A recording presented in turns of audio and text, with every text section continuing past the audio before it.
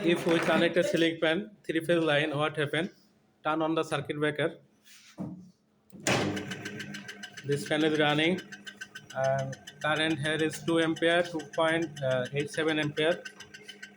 We wait what happen. This fan is very good running, but current also high. We are looking what's happened next. This fan already half minute is running. Current also low, 2.1. This is 440 line. Here is not need capacitor. A single phase motor also continuous, three phase line, current also low. Now current is 1 ampere, but this fan is also heat.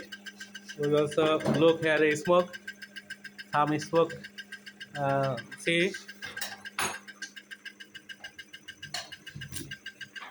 already this fan also burst, current, but this fan is also running, also firing here. Smoke, all around smoke, but this fan speed is very low.